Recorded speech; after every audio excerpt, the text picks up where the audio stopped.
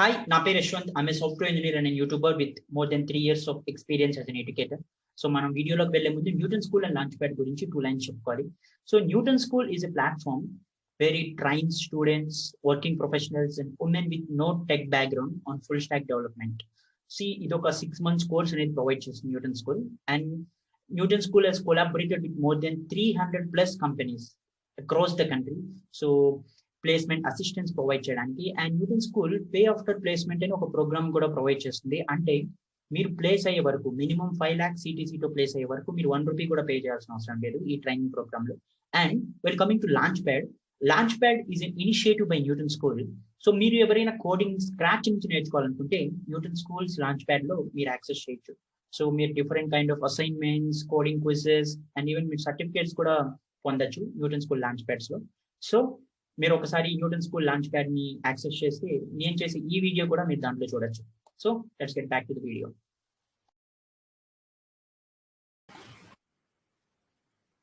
Programming language అంటే ఏంటి? So programming language అసలు ఎందుకు? సో మనం ఏ ప్రోగ్రామింగ్ లాంగ్వేజ్ నేర్చుకున్నా సో మీరు ఎప్పుడైనా ఆలోచించారా సో అసలు ఎందుకు ప్రోగ్రామింగ్ లాంగ్వేజ్, అసలు ఈ సాఫ్ట్వేర్ అంటే ఏంటి, సో మనం ఎందుకు ప్రోగ్రామింగ్ లాంగ్వేజ్ నేర్చుకోవాలి, సో సాఫ్ట్వేర్ సైడ్ జాబ్ చేయాలంటే అసలు ప్రోగ్రామింగ్ లాంగ్వేజ్ అవసరమే ఉంది. సో మీకు అసలు ఈ ప్రోగ్రామింగ్ లాంగ్వేజ్ అనే కాన్సెప్ట్ ఎలా వచ్చింది, ఎక్కడి నుంచి వచ్చింది అని ఒక ఐడియా కానీ వస్తే మీకు కంప్లీట్గా అసలు ఎందుకు నేర్చుకోవాలనే క్లారిటీ వస్తుంది. సో మీరు ఫాస్ట్గా నేర్చుకోగలరు, ఇంకా క్వాలిటీగా నేర్చుకోగలరు. So let's see what actually a programming languages. So మనం why do we need a programming language, so why do we need programming language అనే క్వశ్చన్ రైజ్ చేసినప్పుడు మనకు ముందుగా మనం ఒక కాన్సెప్ట్ ని అర్థం చేసుకోవాలి, సాఫ్ట్వేర్ అండ్ హార్డ్వేర్. అసలు ఈ సాఫ్ట్వేర్ అంటే ఏంది, హార్డ్వేర్ అంటే ఏంటి? సో ఈ కాన్సెప్ట్ అసలు ఇంటర్నెట్ వచ్చాక కాదు, ఇంటర్నెట్ రాకముందే 1950s 1960s నుంచే మనం ప్రోగ్రామింగ్ లాంగ్వేజ్ యూజ్ చేయడం స్టార్ట్ చేసాం. సో ఇది ఇంటర్నెట్తో ఏమాత్రం సంబంధం లేదు. సో అసలు ముందుగా మనకి ప్రోగ్రామింగ్ లాంగ్వేజ్ ఎందుకు అనే ఒక కాన్సెప్ట్ తెలియాలంటే అసలు మెయిన్గా సాఫ్ట్వేర్ అంటే ఏంటి, హార్డ్వేర్ అంటే ఏంటి అని తెలుసుకోవాలి. So anything which is tangible is called hardware. So anything which is not tangible and has some logic behind it is called a software. So మీకు సింపుల్గా చెప్పాలంటే మీరు ఏదైనా ఒక వస్తువు కానీ ఏదైనా కూడా మీరు టచ్ చేయగలిగితే and it has sum function, దాన్ని మనం హార్డ్వేర్ అంటాం. అదే ఒక ఫంక్షనాలిటీ ఉండి మనం టచ్ చేయలేకుండా ఉంటే దాన్ని మనం సాఫ్ట్వేర్ అంటాం. అంటే దాని వెనకాల ఒక లాజిక్ ఉంటుంది, బట్ స్టిల్ మనం దాన్ని టచ్ చేయలేం. మనం టాంజిబుల్ అంటే మనం ఫీల్ అవ్వలేం, టచ్ చేయలేం, but still it has some functionality and అది ఒక వర్క్ని ఆటోమేట్ చేస్తుంది, మనం దాన్ని సాఫ్ట్వేర్ అంటాం. సో ఇప్పుడు మీకు కొన్ని ఎగ్జాంపుల్స్ చెప్పాలంటే సో మీ కంప్యూటర్ని తీసుకోండి. సో మీ కంప్యూటర్లో మీకు కనిపించేదంతా hardware. So whatever it might be, so CPU కానివ్వండి, మానిటర్ కానివ్వండి, ఆర్ కీబోర్డ్ కానివ్వండి, ఆర్ నేను సపోజ్ ఈ మైక్ యూజ్ చేస్తున్నాను, ఈ మైక్ కానివ్వండి, ఏదైనా కూడా, so mouse, whatever it might be, మీకు ఏదైతే మీరు చూస్తారో అది హార్డ్వేర్. అండ్ ఇక్కడ చూడండి ఏముంటాయంటే మీ కంప్యూటర్ ఆర్ మీ ల్యాప్టాప్ ఓపెన్ చేసినప్పుడు మీకు కొన్ని యాప్స్ ఉంటాయి, కొన్ని సాఫ్ట్వేర్స్ ఉంటాయి. సో ఆ యాప్స్ అన్ని సాఫ్ట్వేర్స్, అంటే మీరు వాటిని టచ్ చేయలేరు, బట్ స్టిల్ వాటి యొక్క ఫంక్షనాలిటీని మీరు యూజ్ చేసుకోగలరు. మీకు సింపుల్గా చెప్పాలంటే మీ మొబైల్ ఫోన్ హార్డ్వేర్. మీరు మొబైల్లో రోజు Instagram are Facebook are WhatsApp ఏదైనా యూజ్ చేస్తే సో మీరు వాటిని డైరెక్ట్గా టచ్ చేయలేరు, బట్ స్టిల్ మీరు ఇన్స్టాగ్రామ్ యాక్సెస్ చేయొచ్చు, ఫేస్బుక్ యాక్సెస్ చేయొచ్చు, వాట్సాప్ యాక్సెస్ చేయొచ్చు. సో మీ మొబైల్లో ఉండే ప్రతి యాప్ని మీరు యాక్సెస్ చేయగలుగుతున్నారు. సో అండ్ ఈవెన్ యూట్యూబ్, మీరు ఇప్పుడు చూసే యూట్యూబ్ వీడియో కూడా ఒక సాఫ్ట్వేర్. సో అంటే anything which is not tangible but it has some meaning, it has some logic behind it, so దాన్నే మనం సాఫ్ట్వేర్ అంటాం. సో అసలు ఓకే, ఇప్పుడు సాఫ్ట్వేర్ అంటే ఏంటో అర్థమైంది, హార్డ్వేర్ అంటే ఏంటో అర్థమైంది, బట్ మనకు ప్రోగ్రామింగ్ లాంగ్వేజ్ ఎందుకు? సో మళ్ళీ మనం మ్యాటర్లోకి వస్తే so I will tell you again. So ఈ సాఫ్ట్వేర్స్ని క్రియేట్ చేయాలంటే సో అంటే ఒక లాజిక్ ఉండాలి. సో మీకు ఇప్పుడు వాట్సాప్లో మీరు ఒక మెసేజ్ చేస్తే అది వేరే వాళ్ళకి రీచ్ అవుతుందంటే దానికి ఎవరో ఒకరు బ్యాక్ ఎండ్లో కొంచెం కోడ్ రాసి ఉండాలి. సింపుల్, మీరు ఇప్పుడు ఒక యూట్యూబ్ వీడియో చూస్తున్నారు, సో ఎక్కడో నేను చేసిన వీడియో నా సిస్టంలో నేను అప్లోడ్ చేస్తే మీరు యాక్సెస్ చేస్తున్నారంటే దానికి బ్యాక్ ఎండ్లో ఎవరో ఒకరు కోడ్ రాసి ఉండాలి. అండ్ ఆ కోడ్ ఎలా రాయాలి, సో దానికి ఒక ఇంటర్ఫేస్ అనేది ఉండాలి కదా. సో అంటే ఇక్కడ నుంచి ఒక డెవలపర్ తన ప్లేస్లో కూర్చొని రాసిన కోడ్ని ఎక్కడో ఉన్న మీరు యాక్సెస్ చేయాలంటే ఒక ఇంటర్ఫేస్ కావాలి. మనం ఆ ఇంటర్ఫేస్ని ఒక ప్రోగ్రామింగ్ లాంగ్వేజ్ అంటాం. సో ఇన్ జనరల్ ఇనిషియల్ డేస్లో ఇవన్నీ ఉండేవి కాదు. సో ఒక కంప్యూటర్ క్రియేట్ చేసిన ఎర్లీ డేస్లో ఓన్లీ జీరోస్ అండ్ వన్స్తో మాత్రమే కంప్యూటర్ అనేది. సో ఎంత పెద్ద లాజిక్ అయినా కూడా ఓన్లీ జీరోస్ అండ్ వన్స్ తో రాసేవాళ్ళు. అండ్ మనకు అప్పుడే డిజిటల్ లాజిక్ డిజైన్ అని ఇలాంటి కాన్సెప్ట్స్ వచ్చాయి. అంటే కంప్లీట్ మనం electronics and assembly based language use చేసుకొని మనం సాఫ్ట్వేర్స్ ని రాసేవాళ్ళం. అంటే ఓన్లీ జీరోస్ అండ్ వన్స్ తో వర్క్ అవుతాయి. సో అది ఎంత పెద్ద కోడ్ అయినా, మీరు నంబర్ ఇవ్వాలన్నా, ఒక క్యారెక్టర్ ఇవ్వాలన్నా, సో మీరు ఒక ఆల్ఫాబెట్స్ లో ఇవ్వాలంటే అప్పుడు ఆస్కీ అని ఒకటి వచ్చేది మనకు. సో అంటే 0 to మీకు ఏ నంబర్స్ రాసినా కూడా ఒక ఒక ఒక లిమిట్ కి రాస్తే నంబర్స్ అని, తర్వాత రాస్తే క్యారెక్టర్స్ అని, తర్వాత రాస్తే సింబల్స్ అని. మీరు ఆస్కీ అని గూగుల్లో సెర్చ్ చేస్తే మీకు ఆల్రెడీ ఆస్కీ గురించి కానీ తెలిస్తే మీకు ఇది అర్థమవుతుంది. అంటే ప్రతి ఒక్కటి నంబర్స్లోనే రాసేవాళ్ళు. ఆ నంబర్స్ కూడా ఎలాగంటే మీకు తెలుసు. సో మీకు ఎక్స్పోనెన్షియల్ కాన్సెప్ట్ అని ఆర్ ఈ డిజిటల్ లాజిక్ డిజైన్ అని, సో ఇలాంటివి కానీ వినుంటే, సో అంటే ఒక నంబర్ సపోజ్ 000 అని ఉందనుకోండి. సో లాస్ట్ నుంచి మనం 2 power 0, 2 power 1 అలా ఇచ్చుకుంటూ వెళ్ళాలి. సో అదొక 4 digit నంబర్ అంటే, సో లాస్ట్ డిజిట్ అంటే ఇప్పుడు సపోజ్ 1000 అనే నంబర్ నేను ఇచ్చాను. సో ఇక్కడ లాస్ట్లో ఉండే జీరోకి మనం 2 power 0 ఇస్తాం. తర్వాత 2 power 1 అంటే లెఫ్ట్ ఉండేదాన్ని 2 power 1, తర్వాత 2 power 2. సో ఇలా మనం ఇచ్చుకుంటూ వెళ్తాం. సో వీటన్నిటిని యాడ్ చేస్తాం. సో అప్పుడు మనకు దాని వాల్యూ ఏంటనే తెలుస్తుంది. For suppose if I have given 1000, so last number 2 power 0 అంటే 1, దాని ముందు నంబర్ 2 power 1. సో ఇక్కడ మనం ఇంకొకటి చూడాలి. మీరు అక్కడ లాస్ట్లో ఏ నెంబర్ ఉందో దానికి 2 powerతో ఏదైతే ఇచ్చున్నారో దాన్ని మల్టిప్లికేషన్ చేస్తారు. So last number 0 into 2 power 0 అంటే 0 into 1 ఏదైనా కూడా 0 అనే అవుతుంది. సో ప్లస్ మళ్ళీ 0 into 2 power 1 again it is 0. Next 0 into 2 power 2 again it's 0. So ఇప్పుడు మొత్తం 0నే ఉంది. ఇప్పుడు లాస్ట్లో 1 ఉంది. 1 into 2 power 3 అంటే 8. So 8 plus 0 plus 0 plus 0 is equal to 8. So 1000 అనే వాల్యూ 8. సో మనం ఒక 8 అనే ఒక నంబర్ని పాస్ చేయాలంటే ఇంత కష్టపడాలి. సో 1000 అని. అదే ఒకవేళ మనం ఒక lakhsలో ఇవ్వాలంటే ఇంకా పెద్దది రాయాలి. మీరు అదే ఆల్ఫాబెట్స్లో ఇవ్వాలంటే ఇంకా పెద్దది రాయాలి. హెక్సాడెసిమల్ కాన్సెప్ట్ వాడాలి, డెసిమల్ కాన్సెప్ట్ వాడాలి. సో డిఫరెంట్ నంబర్ సిస్టమ్స్ వాడాలి. సో ఇది ఒక కాంప్లెక్స్ ప్రాసెస్.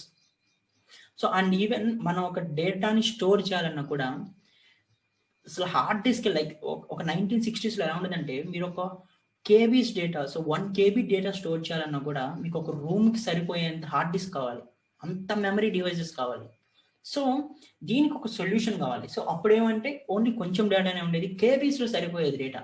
బట్ ఇప్పుడు జీబీస్ పెటాబైట్స్ వచ్చినా కూడా మనకి డేటా సరిపోవట్లేదు. మనకు సర్వర్స్ కావాలి, క్లౌడ్లో స్టోర్ చేయాలి. సో ఇంత కాంప్లెక్సిటీకి మనం ఇప్పుడు వచ్చాం.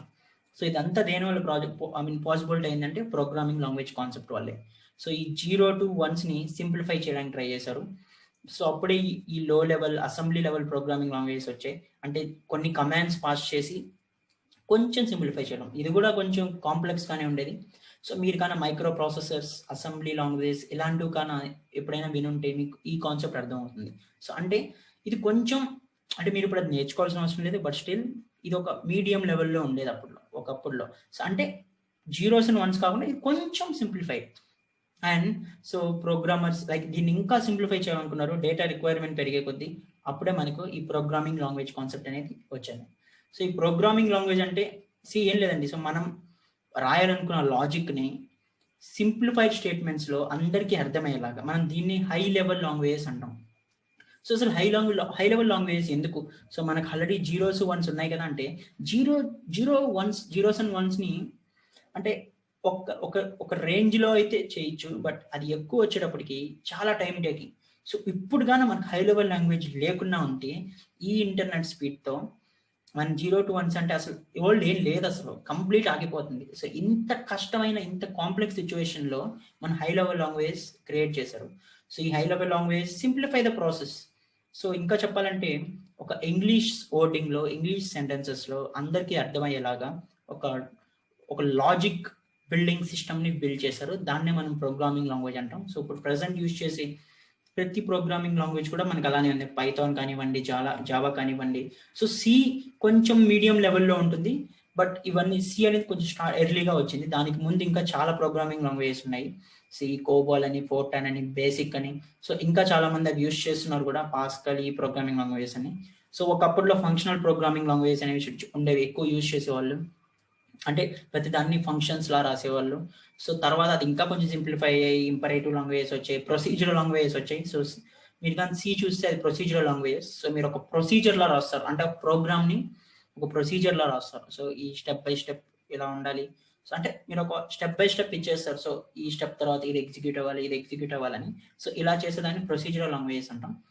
ఇంకా సింప్లిఫై చేస్తూ సో ఈ సి ప్లస్ ప్లస్, జావా ఇవి కానీ మీకు తెలిసినట్టయితే ఇవన్నీ ఆబ్జెక్ట్ ఓరియెంటెడ్ ప్రోగ్రామింగ్ లాంగ్వేజెస్. అంటే ఇంకా simplified. So object class relationship అనేది ఇక్కడ యూజ్ చేస్తాం. సో మీరు నెక్స్ట్ వీడియోస్‌లో వాటి గురించి ఇంకా డీప్‌గా తెలుసుకోవచ్చు. అసలు ఆబ్జెక్ట్ అంటే ఏంటి? క్లాస్ అంటే ఏంటి? సో ఇవన్నీ. సో ఈ ఆబ్జెక్ట్ క్లాస్ రిలేషన్షిప్ రావడం వల్ల ఏమైందంటే మనం ఇంకా కోడ్ కాంప్లెక్సిటీని ఇంకా తగ్గించగలిగాం. సో దీనివల్ల యూజ్ ఏంటంటే సో పెద్ద పెద్ద ప్రోగ్రామ్స్ అన్ని చిన్నవిగా చేయొచ్చు. ఒక్కసారి రాసిన ప్రోగ్రామ్‌ని మళ్ళీ రీయూజ్ చేయొచ్చు. ఇలా డిఫరెంట్ ఫంక్షనాలిటీస్ వచ్చాయి. సో జావా వచ్చింది. జావా చాలా పాపులర్ అయింది ఈ ఆబ్జెక్ట్ ఓరియెంటెడ్ ప్రోగ్రామింగ్ లాంగ్వేజెస్‌లో. తర్వాత C sharp, dot net framework. So ఒకప్పుడు అందరూ జావా, డాట్ నెట్ ఇవి మాత్రమే యూజ్ చేసేవాళ్ళు. సో ఎందుకంటే అవి ఆబ్జెక్ట్ ఓరియెంటెడ్ ఫంక్షనాలిటీని ప్రొవైడ్ చేస్తాయి. So it reduces the cost.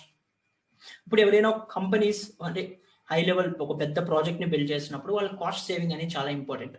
So అలాంటప్పుడు నంబర్ ఆఫ్ లైన్స్ బేస్ చేసుకొని ఎంప్లాయీస్‌కి పే చేసేవాళ్ళు. So like if N employee right 100 lines, so 100 lines కానీ ఇంత పే చేసేవాళ్ళు. అదే ఆబ్జెక్ట్ ఓరియెంటెడ్ ప్రోగ్రామింగ్ లాంగ్వేజెస్ వచ్చాక ఆ లైన్ సైజ్ అనేది, లైన్ కౌంట్ అనేది తగ్గిపోయింది. సో అప్పుడు పే చేయాల్సిన అమౌంట్ కూడా తగ్గుతుంది. సో ఇలాంటప్పుడే కంపెనీస్ అందరూ ఆబ్జెక్ట్ ఓరియెంటెడ్ లాంగ్వేజెస్‌కి షిఫ్ట్ అయ్యారు.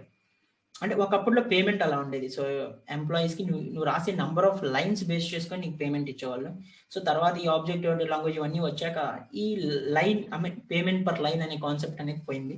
సో ఇప్పుడు అలా ఎక్కడ ఇవ్వట్లేదు. అలా ఇచ్చే పనైతే మనం కావాలని కూడా ఎక్కువ లైన్స్ రాయొచ్చు. అది secondary. But it is how it works. So object oriented language ఇంకా సింప్లిఫై చేశాయి. సో ఇంత సింపుల్‌గా ఉండడం వల్లే మనం ఇప్పుడు ఎంత పెద్ద అప్లికేషన్ అయినా కూడా వితిన్ డేస్ అండ్ ఇంకా చెప్పాలంటే వితిన్ హవర్స్‌లో కూడా మనం అప్లికేషన్‌ని బిల్డ్ చేయగలుగుతున్నాం. So the main reason is high level languages. So I hope like మీకు అసలు ఈ కాన్సెప్ట్ ఏంటో అర్థమై ఉంటుంది. సో మనకి ఎందుకు ప్రోగ్రామింగ్ లాంగ్వేజ్ కావాలంటే మనం ఎలాంటి కాంప్లెక్స్ సాఫ్ట్‌వేర్‌నైనా ఫాస్ట్ టైమ్‌లో అంటే మనం టైమ్ సేవ్ చేసుకొని హార్డ్ లాజిక్‌ని, కాంప్లెక్స్ లాజిక్‌ని సింపుల్‌గా యూజర్స్‌కి అర్థమయ్యేలా రాయడాన్ని మనం ప్రోగ్రామింగ్ లాంగ్వేజ్ అంటాం. సో అది ఏ ఫీల్డ్ అయినా కావచ్చు. మీరు ఒక వెబ్‌సైట్ బిల్డ్ చేయాలన్నా దానికి బ్యాక్ ఎండ్ ఒక ప్రోగ్రామింగ్ లాంగ్వేజ్ ఉంటుంది. సో అలాగే మీరు ఒక డెస్క్‌టాప్‌లో వాడే ఏదైనా సాఫ్ట్‌వేర్ బిల్డ్ చేయాలన్నా కూడా దానికి బ్యాక్ ఎండ్‌లో ఒక ప్రోగ్రామింగ్ లాంగ్వేజ్ ఉంటుంది. So but most of the current day languages C మీద బ్యాకప్ అయి ఉంటాయి. అంటే సి లాంగ్వేజ్ యూజ్ చేసి మనం ఇంకొక ప్రోగ్రామింగ్ లాంగ్వేజ్ రాయొచ్చు. సో అలానే మనం పైథాన్‌ని రాసాము. ఇంకా ప్రెజెంట్ వచ్చి చాలా లాంగ్వేజెస్‌ని సి ఇలాంటి లాంగ్వేజెస్ యూజ్ చేసి రాస్తున్నాం. సో అంటే వాటి మీద ఆన్ ద టాప్ ఆఫ్ అని చెప్పొచ్చు మనం. సో ఇలా వీటిని బేస్ చేసుకొని కొత్త లాంగ్వేజెస్ వస్తున్నాయి. సో ఇలా different kinds of programming languages వస్తున్నాయి. And every day someone is coming with different programming language or వీటిలోనే ఇప్పుడు ఫ్రేమ్‌వర్క్స్ అని వస్తుంది. సో మీరు ఏ ప్రోగ్రామింగ్ లాంగ్వేజ్‌లో అయినా కూడా ఒక ఫంక్షనాలిటీని మీరు బిల్డ్ చేసినప్పుడు ఒక ఫ్యూచర్ కోసం దాన్ని మీరు ఫ్రేమ్‌వర్క్‌గా యూజ్ చేసుకోవచ్చు. For suppose consider an example. So మీరు పైథాన్ లాంగ్వేజ్ తీసుకున్నారు. దీంట్లో మీరు ఒక వెబ్ అప్లికేషన్‌ని బిల్డ్ చేశారు. సో దీన్నే మనం ఫ్రేమ్‌వర్క్‌గా చెప్పుకోవచ్చు. అంటే మీరు పైథాన్‌లో ఒక వెబ్‌సైట్ బిల్డ్ చేయడానికి ఏమి యూజ్ చేశారో దీన్నంతా మీరు ఒక ఫ్రేమ్‌వర్క్ లాగా సేవ్ చేయొచ్చు. ఓపెన్ సోర్స్‌లో పబ్లిష్ చేయొచ్చు. సో ఎవరైతే పైథాన్‌ని ఆ స్పెసిఫిక్ ఫంక్షనాలిటీ మీరు యూజ్ చేసిన ఫంక్షనాలిటీకి యూజ్ చేయాలనుకున్నారో వాళ్ళు దాన్ని యూజ్ చేసుకోవచ్చు. సో అలానే ఫ్లాస్క్ అని, జాంగో అని ఇలా చాలా ఫ్రేమ్‌వర్క్స్ వచ్చాయి. సో ఇలాగా మనం ప్రోగ్రామింగ్ లాంగ్వేజ్ ఎవల్యూషన్‌ని మనం చూస్తున్నాం. సో ఇనిషియల్లీ చాలా జీరోస్ అండ్ వన్స్‌తో ఉండేవి. తర్వాత అసెంబ్లీ లాంగ్వేజ్‌లో వచ్చేవి. తర్వాత హై లెవెల్ ప్రోగ్రామింగ్ లాంగ్వేజ్ మనం అంటే what we are seeing currently. So it is how programming languages are the evolution of programming languages takes place. And I hope you get an idea of why do we need a programming language, what is actually a programming language, what is the difference between software and hardware, and how we came from 0 and 1 theory to high level English statements, and what is the need of high level programming languages. So yeah, I hope you like this video.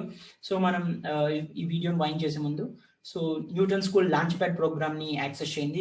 డిస్క్రిప్షన్లో links కూడా ఉన్నాయి. So మీరు అందులో coding assignments కానీ practice చేయొచ్చు and even సర్టిఫికేట్ని కూడా పొందొచ్చు. And also మీరు ఇక్కడ చేసే ఈ ఛానల్లో చేసే ఎవ్రీ వీడియో కూడా మీరు లాంచ్ ప్యాడ్లో యాక్సెస్ చేయొచ్చు. And I hope you like this video. Please like and share this video in your network. And also if you really like this video, please subscribe to the channel and for more content. Thank you.